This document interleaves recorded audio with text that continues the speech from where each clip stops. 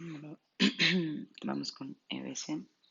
Voy a ir diciendo lo que es lo más importante. Bueno, territorios vasculares cerebrales puede haber lesiones, bueno, no lesiones, como mm, oclusión de cerebral anterior, coroidal anterior, cerebral media, que es la más frecuente, es pregunta de examen, posterior e irrigación trocoencefálica. En las clasificaciones tenemos que hay isquémicas, que es la más frecuente, 80-85%, puede ser por obstrucción arterial o venosa, que son las focales, o por un paro cardíaco o hipoperfusión. Esto es hipoxia, no sé por qué se puso anomia, y que a eso se le llama difusas. El principal factor para hemorragia intracraneal es la hipertensión, porque se produce un accidente cerebrovascular. Puede ser porque hay una aterosclerosis, una lipohialinosis, vasculitis o depósito amiloide. Puede ser por que esto no sé por qué se puso así, pero creo que se corrigió, sería por un émbolo por fibrilación auricular, hipotensión, hiperviscosidad, ruptura de vasos sanguíneos, etc. Escala para evaluar EBC. Se usa lo que es CHAT-2, que evalúa hipertensión y insuficiencia cardíaca si tiene más de 75 años o diabetes mellitus. Da 4 puntos. Si da 0, nivel de riesgo bajo. Si da 1, baja moderado. 2, moderado. 3, alto. 4, muy alto. Da porcentajes de tasa en NBC. El 0 te da 1%, el 1 1.5, 2 a 2.5, 3 a 5 y 4 a más de 7. Eso no lo, bueno, nunca había visto que lo pregunte. Clasificación de enfermedad cerebrovascular isquémica. Bueno, podemos hablar de que hay un accidente isquémico transitorio, que es lo abrevian como AIT. Eso sí es frecuente. Te dicen que es un paciente con déficit neurológico, pero que prácticamente resuelve en menos de 24 horas. También te hablan de un ictus o stroke, que es disminución de flujo sanguíneo, ¿ok? Pero aquí dura más de 24 horas. Si es transitorio, es como un transitorio, entonces menos de 24 horas.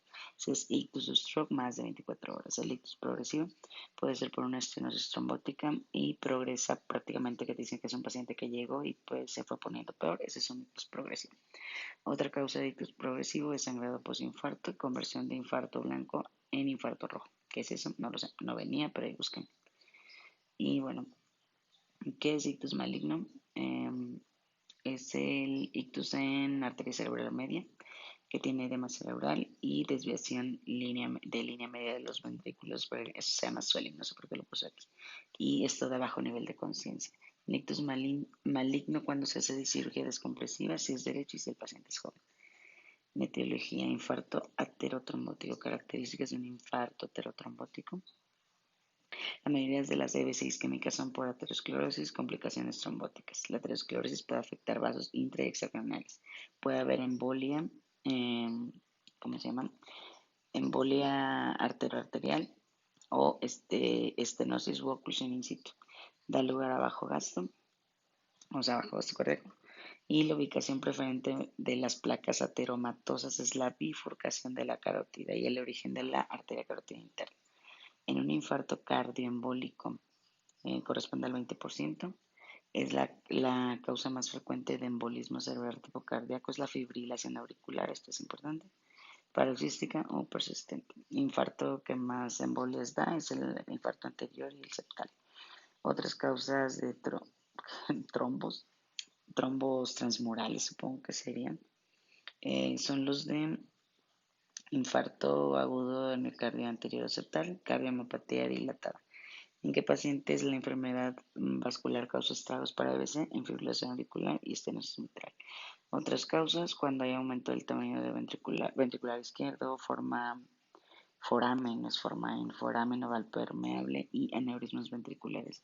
¿En dónde se dan los accidentes cerebrovasculares isquémicos embólicos? En la arteria cerebral anterior, ACV, isquemia, embolia anterior.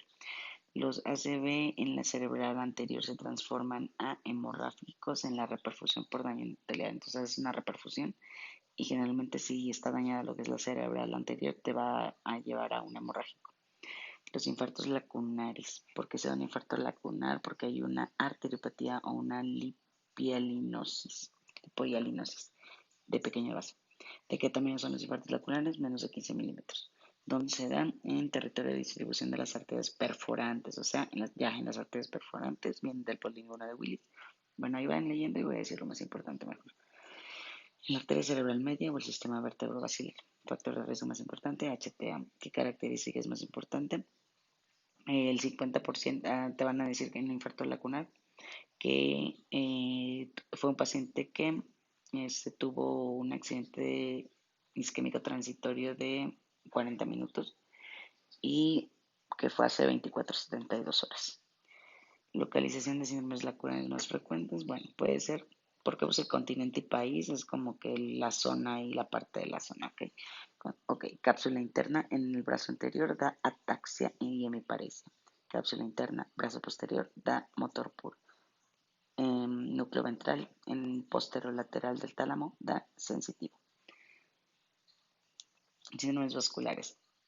Cuando hablamos que está en la arteria carótida interna. La carótida interna hablamos que es la pared posterior de la arteria, la carótida interna. Mayor incidencia de aterotrombosis, las que más causan aterotrombosis, arteria carótida interna. ¿Por puede ser asintomática? Porque en esta parte del síndrome vascular que afecta arteria carótida interna da circulación colateral. En caso de que haya síntomas que da, esto es importante, amaurosis fugax es con X, por oclusión de la arteria oftálmica. Y esto sí es importante, te va a llegar un paciente que tiene pérdida unilateral de la visión, pero que resuelve rápido, que da rápido en eso es amaurosis fugax, o sea, es fugaz, ceguera fugaz. Como comienza, te dice que es un paciente con visión borrosa, indolora y que evoluciona a seguir en 15 minutos en trayecto al hospital y luego tan ya no tiene nada. Eso es amaurosis fugaz. ¿Qué se observa en el fondo de ojo en amaurosis? Cristales de colesterol. Por eso te hablan que es como que tiene que ver con aterotrombosis, de ateroma, de colesterol. ¿Qué se observa en el fondo de ojos? Está ocluida la arteria central de la retina. Vas a encontrar palidez retiniana con una mancha de cereza a nivel macular. Eso busca en la, ¿cómo se llama? Busca en la imagen. ¿Qué nos orienta? Disección de arteria carótida, si hay amaurosis, dolor cervical y síndrome de Horner. Otras causas del síndrome de Horner, síndrome de vulvar lateral, siringomielgia cervical y dilatación auricular o tumor de Pankhurst. ¿Cómo se llama también al síndrome vulvar lateral? Wallenberg. Si hablamos de arteria cerebral anterior, causa más probable de oclusión de arteria cerebral anterior cuando hay un embolismo de origen cardíaco, no la aterotrombosis. O sea, es por embolismo de origen cardíaco, no por aterotrombosis. Arteria que más frecuente se afecta a un embolo cardíaco, arteria cerebral media. Eso es importante. ¿Qué pasa si se ocluye la arteria comunicante anterior? Si se ocluye la comunicante anterior, tenemos hemiparesia, hemihipoestesia contralateral a la lesión. Y aquí es rural, no rural. Disminución de actividad psicomotora, disminución del lenguaje espontáneo, reflejo de presión, succión y rigidez. Aquí sería ipsilateral, no, esto no sé por qué se puso, pero olvídenlo. Ok, y rigidez por la afectación de esas áreas motoras, así que esto es apraxia de la marcha, me chocan y me di cuenta, apraxia de la marcha. Puede haber incontinencia urinaria porque se afecta el lóbulo frontal parasagital. ¿Qué pasa si hay lesiones frontales bilaterales? Nos da una triada de Hacking-Adams importante. ¿Cuál es la triada de Hacking-Adams? Importante. Apraxia de la marcha, incontinencia urinaria, deterioro cognitivo y puede haber hidrocefalia normotensiva. Esa es la más importante. ¿Qué pasa si se ocluye la arteria cerebral media? Da hemiparesia, hemihipoestesia, contralateral faciobrachial. Hoy se acaba de mover mi plumón, no sé por qué. ¿Qué es eso, un fantasma? ¿Estás ahí, fantasma? Bueno, X. Hemiparesia y hemihipoestesia contralateral faciobrachial. Hemianopsia homónima contralateral. Desviación oculocefálica hacia el lado de la lesión. Conservación de reflejos oculocefálicos y sería oculovestibulares. Afasia de Broca, Wernicke o global. Asomatognosia y anosognosia. Desorientación espacial. En la arteria coroidea anterior, ¿qué característica tiene la oclusión de esta? Hemiparesia y hemiparesia contralateral, incluye cara. A veces hay hemianopsia contralateral homónima. Pero bueno, de estas no son muy frecuentes. Casi siempre la que van a preguntar es la arteria cerebral media. Y te van a preguntar qué tiene, qué sería. Siempre mencionan esto, que es la hemianopsia homónima contralateral con desviación hacia el lado de la lesión. Y esta, ya, ahí está. Estas primeras cuatro. Y bueno, arteria cerebral posterior, nunca he visto que la pregunten cuando se lesiona en lesión occipital. ¿Qué pasa aquí? Mianopsia contralateral respeta la visión macular, reflejos pupilares conservados, alexia y acalculia puede estar a veces. Esto puede ser importante. Alexia más agrafia te indica que es arteria cerebral media. Alexia sin agrafia te indica que tienes arteria cerebral posterior. ¿De qué depende la circulación proximal de la arteria cerebral posterior? El tálamo, o sea, la arteria cerebral posterior irriga al tálamo. Si se lesiona la circulación proximal, pues obviamente te da síndrome talámico. ¿Qué es el síndrome talámico? Te da hemianestesia contralateral a la lesión, hiperpatía o dolor en el hemisferio afectado, mano con movimientos pseudoatetoides secundarios a la pérdida de la sensibilidad propioceptiva. Que se llama mano talámica, buscan en Google ¿cómo se llama? Una definición más fácil. Coriatetosis, hemivalismo por extensión de la lesión a las áreas subtalámicas, déficit de supraducción y convergencia oculares, alteración de memoria y esto, pero esto es infrecuente. ¿Cómo podemos identificar el territorio en una enfermedad isquémica? Pues aquí prácticamente se resumen todo esto. Tienes que ver si hay hemiparesia o hemianopsia. ¿Ok? Prácticamente si te mencionan hemiparesia sin hemianopsia, te están hablando de la cerebral anterior. Si te dicen hemiparesia, hemianopsia homónima, o sea, la más larga, contralateral, es cerebral media. Si te dicen que no hay hemiparesia, pero si hay hemianopsia homónima contralateral, una larga también, es la posterior. ¿Okay? Entonces tenemos que la que tiene únicamente hemiparesia anterior, la que tiene hemiparesia hemianopsia, la cerebral media. Y la que no tiene hemiparesia, la única que no tiene hemiparesia es la posterior. Bueno, aquí ya lo puse, hemiparesia crural. Arteria cerebral anterior. Mi parecia fase braquial, si te menciona fase braquial, media. Si te aparece congruente, posterior. Vamos con el sistema vertebrovascular. Si hay un proceso isquémico a este nivel, se llama síndromes cruzados, porque síndromes cruzados es cuando son esas cosas largas que hay contralateral y que te dice contralateral a la lesión e ipsilateral a la lesión. Cuando te llamen ipsilateral a la lesión, te van a estar hablando de los pares craneales. Tanto el facial como te van a decir el supraelevador del ojo, no sé qué sé yo. O sea que no se caracteriza esto de sistema vertebrovascular, vías largas contralateral, por ejemplo, cuando te mencionan hemiparesia y hemipuestesia contralateral a la lesión, y signos en el mismo lugar ipsilateral, que es en pares craneales o cerebelos. O sea que mencionan contralateral cuando hablan de hemiparesia, hemipuestesia y hablan de ipsilateral en cuestión de pares craneales. ¿Quién determina el lado de la lesión? El par craneal. Entonces, si te dicen que tiene el ojo caído del lado izquierdo, quiere decir que la lesión está del lado izquierdo. Bueno, ¿qué puede producir la isquemia vertebrovascular? Disfunción troncoencefálica y pérdida brusca de conocimiento. Ignoren lo de esta cosa, pero es que el iPad me lo cambió todo. Bueno, ¿qué puede producir isquemia vertebrovascular? Síndromes de disfunción troncoencefálica, que son los que vimos en el capítulo 1, que da síndrome de mesencefálico continuo y vulvar, de que si veías hacia la lesión o no veías hacia la lesión y que si tenías puntilleo de las pupilas y todo eso. Bueno, habla de conciencia y de los ojos. ¿Cuáles son los síntomas de disfunción troncoencefálica? Diplopia, vértigo, ataxia, etc. Infartos lacunares, síndromes lacunares más frecuentes, ictus motor puro, ictus sensitivo puro, ataxia me parece y disartria, que es lo mismo que mano torpe.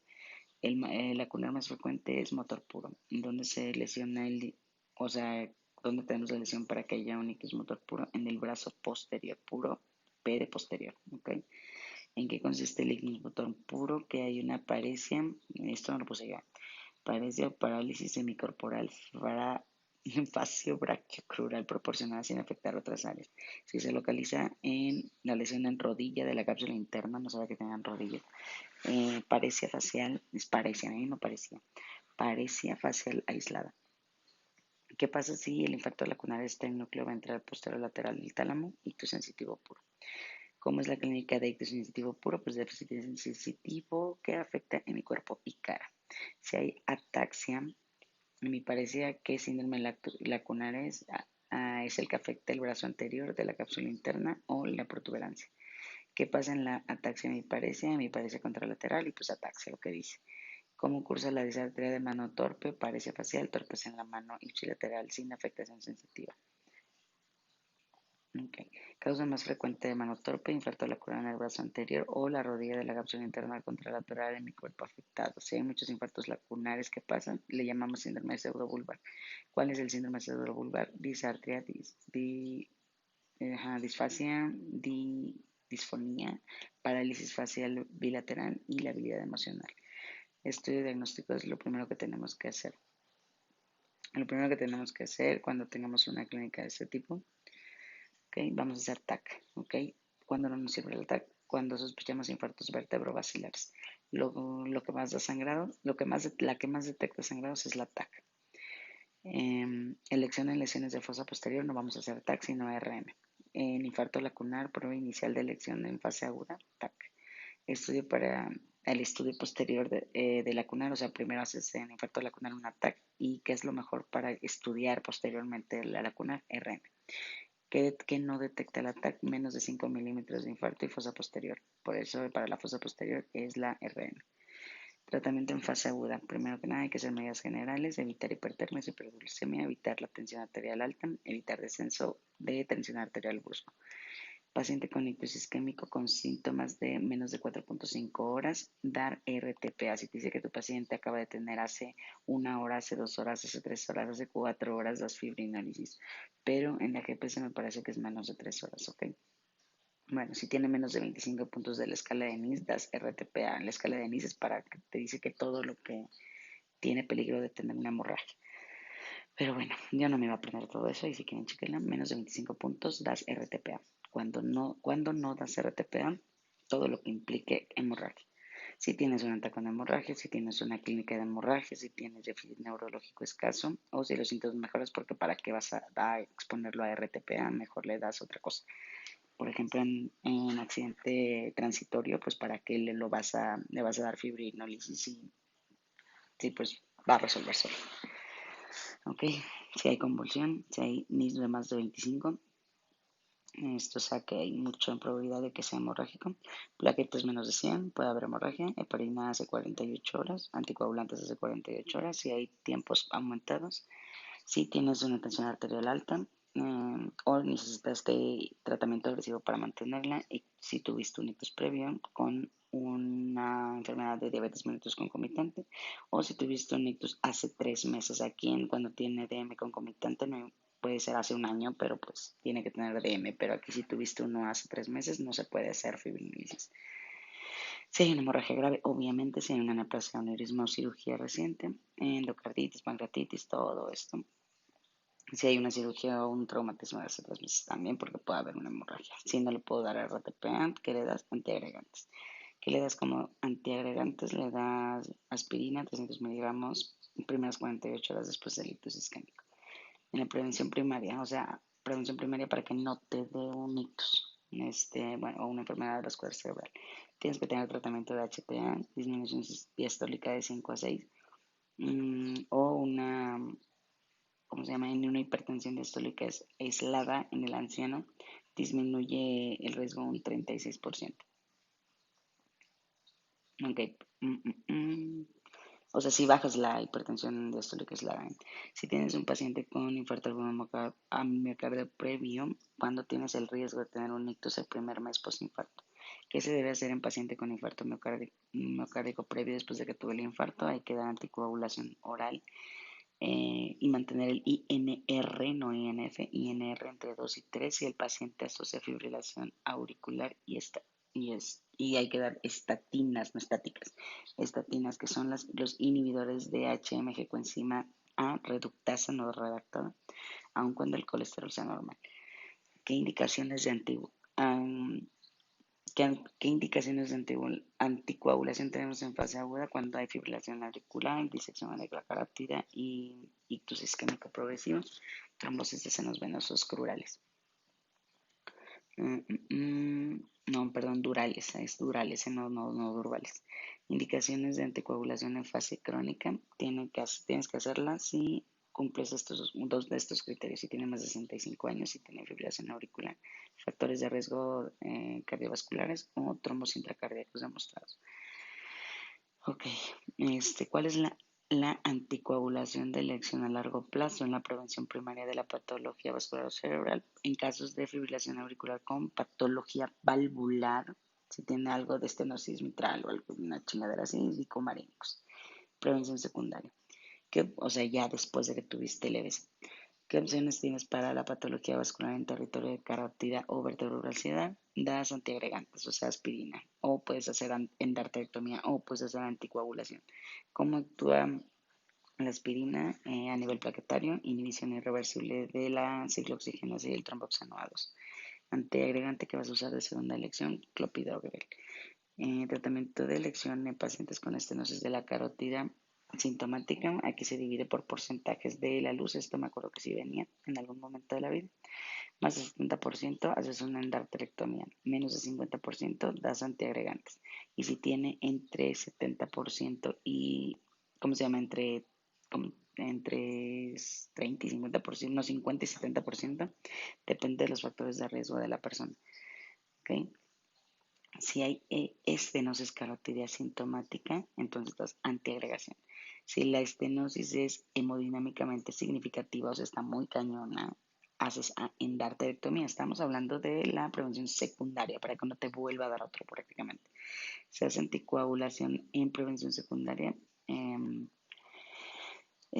transitoriamente en, ¿cómo se llama? En accidente isquémico transitorio o en ictus minor de repetición, si hay estenosis grave de la carótida interna mientras se espera la cirugía. O sea, anticoagulación se hace mientras esperas la cirugía. Solo así. Cuando no debes dar la anticoagulación en la prevención secundaria, en la oclusión de la arteria basilar.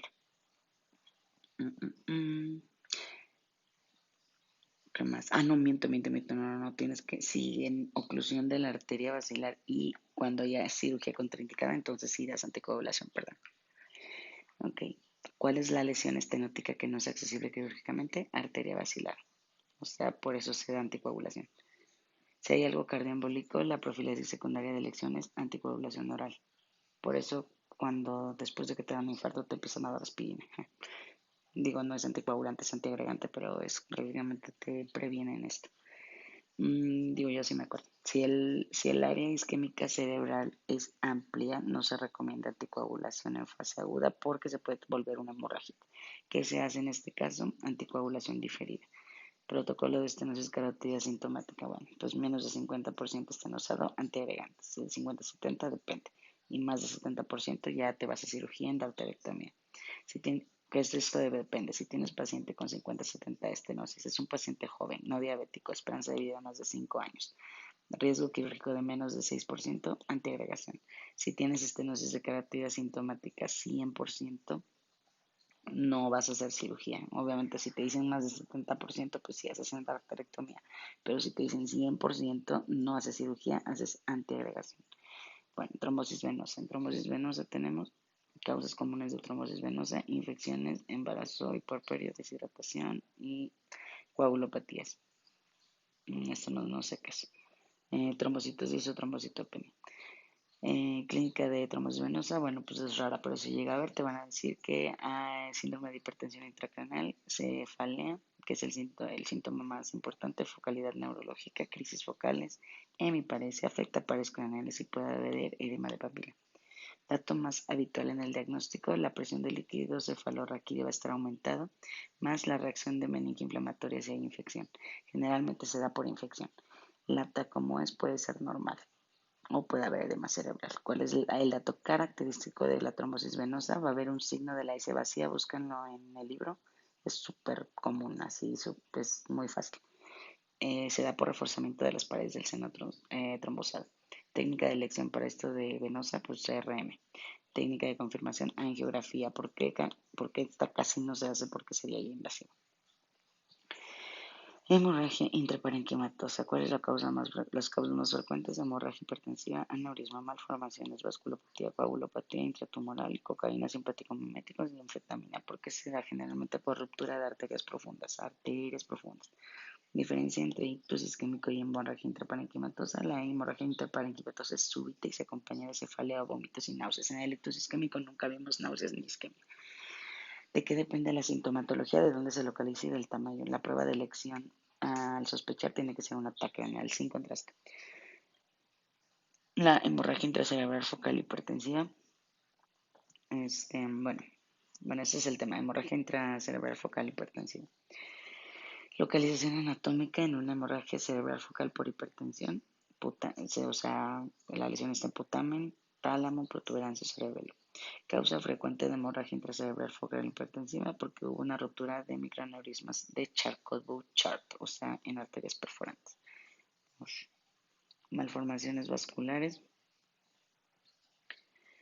¿Cuáles son las malformaciones vasculares? Aneurismas, malformaciones arteriovenosas y son la segunda causa de hematoma intraparenquimatoso espontáneo. Cuando sospechamos malformaciones, cuando hay un hematoma intraparenquimatoso espontáneo en paciente joven no hipertenso con hemorragia superficial, que puede producir la rotura de un aneurisma intracraneal, una hemorragia suprarrenal o hematomas intracerebrales. ¿Cuáles forman los hematomas intracerebrales? ¿Cuáles forman? ¿Cuáles forman? No, no es cuáles forman. ¿Cuáles son los hematomas intracerebrales? Ajá, los que se rompen en la bifurcación carotidia. No, sí, miento. ¿Cuáles forman qué aneurismas forman hematomas intracerebrales? Los aneurismas que forman hematomas intracerebrales son los que se rompen en la bifurcación carotidia, en arteria comunicante posterior y cerebral medio. ¿Cómo es el diagnóstico? Angiografía y requiere cirugía. Paciente joven con antecedentes de cefalea, crisis epiléptica que llega con hematoma espontánea, malformación vascular. La angiopatía amiloide o congófila, causa más frecuente de hemorragia espontánea no hipertensiva en pacientes ancianos, angiopatía amiloide o congófila. ¿En dónde se encuentra la lesión? En el lobar subcortical. ¿Cómo se presentan? Con hematomas espontáneos recurrentes. ¿A qué se asocia? Alzheimer. Te están hablando de amiloide y en Alzheimer también te hablan de amiloide. Entonces lo mismo. Diagnóstico de certeza, pues va a ser la necropsia. Te vas a encontrar beta amiloide. Neoplasias intracraneales que con mayor tendencia sangran, come purito. Aquí están todas. Tumor primario que sangra, glioblastoma multiforme en adultos y meduloblastoma en niños. No. Tratamiento, control de la tensión arterial, manitol, otros agentes osmóticos para reducir la presión intracraneal. No debe haber cirugía en hematomas profundos, o sea, los hematomas profundos son ganglios de la base y tronco del encéfalo. Hemorragia cerebrosa aguda de 3 a 4 centímetros o más con deterioro del nivel de conciencia, sí se hace cirugía. Signos radiográficos de hernia transtentorial inversa, sí hace cirugía.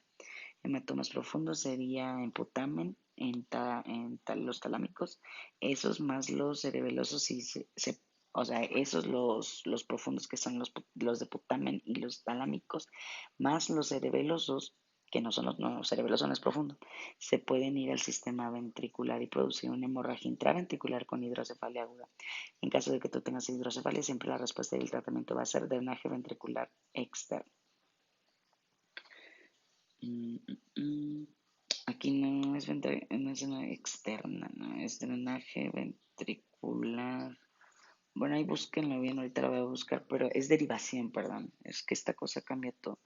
Siempre que te venga algo de hidrocefalia, siempre la respuesta es bueno, casi siempre, 90% del examen siempre va a ser derivación ventricular, ¿ok? Derivación ventricular. Malformaciones vasculares. ¿Cuáles son las malformaciones vasculares?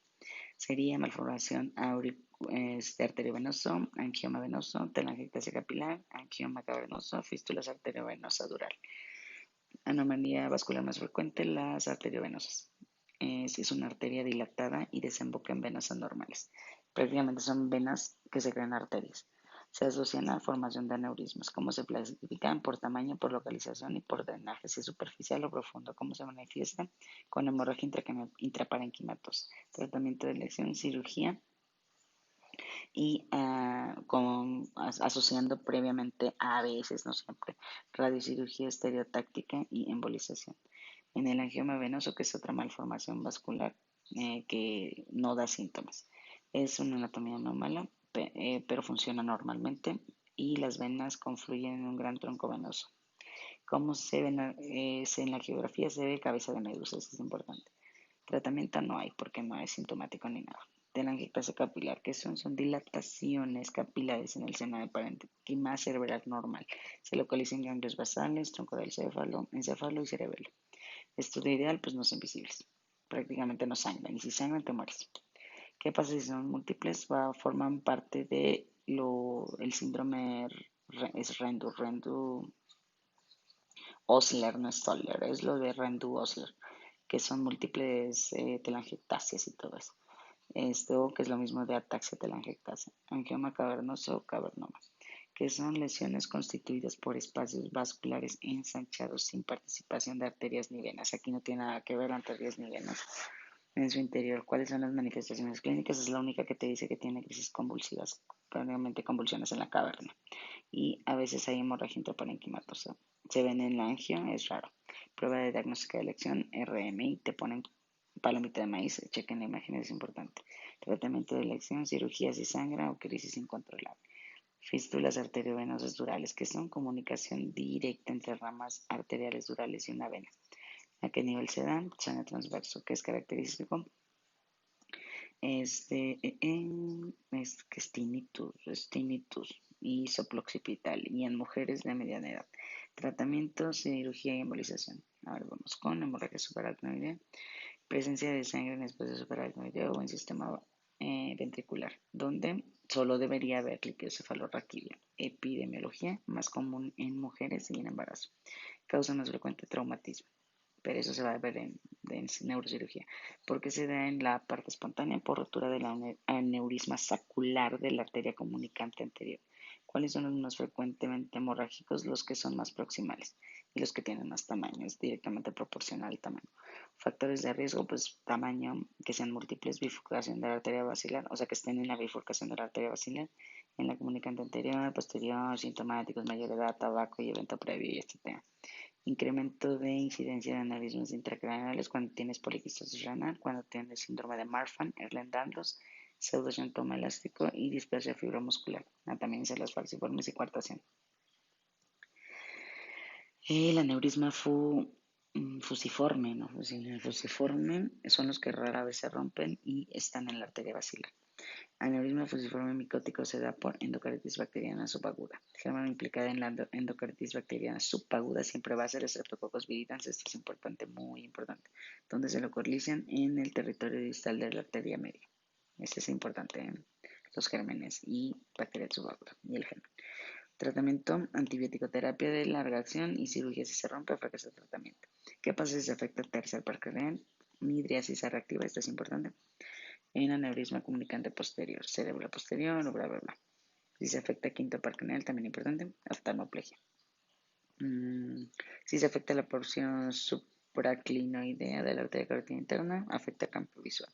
Paciente adulto con midriasis reactiva, descarta el aneurisma de comunicante posterior. Síntoma más frecuente, te van a decir que es la peor cefalea de su fucking vida. Esto es importante. Si hay elevación de la PIC, da paresia, es importante, da paresia de sexto par craneal con papiledema en fondo de ojo y hemorragias superciliar-linoideas. Clasificación de Honeyges es para hemorragia subaracnoidea, no creo que venga, pero aquí está. 0 es intacto, 1 asintomático leve, 2 sin déficit neurológico, 3 confusión y sueño, 4 me parece, 5 coma. Paciente que llegue a urgencias con cefalea brusca e intensa, descartar hemorragia subaracnoidea. Es la peor cefalea del mundo. Escala más utilizada para clasificar la hemorragia subaracnoidea, WFNS. Eso depende del grado de conciencia del paciente. Grado 15, pues obviamente 1. 13 a 14 sin focalidad, grado 2 con focalidad, grado 3, 7 a 12, grado 4 y menos de 7, grado 5. Factor más importante como pronóstico, situación neurológica al llegar al hospital.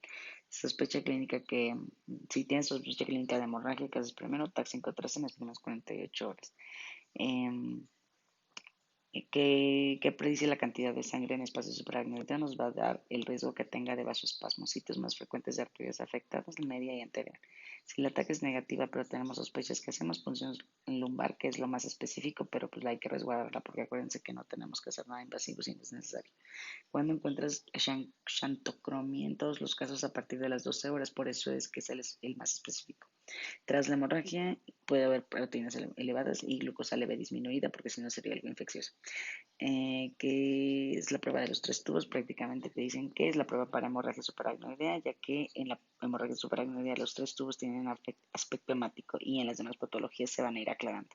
Menciona la escala de Fisher para hemorragia supraracnoidea. Eso es para clasificar lo que es la TAC. Grado 1, pues no hay sangre. Grado 2, sangre difusa. Grado 3, sangre abundante. Grado 4, hematoma intracerebral o intraventricular. Bueno, digo, vienen más cosas, pero con esto ya podemos clasificarlo. ¿Cómo defines la localización y morfología del aneurisma? Con una angiografía de 4 vasos. Si el angio sale normal, ¿qué tenemos que hacer? Repetir en 3 a 4 semanas. Complicación médica más frecuente de la hemorragia supraracnoidea, ¿qué sería? Termina el día 4 días. Ay, no, complicación médica más frecuente de la sodio, esta cosa. Por,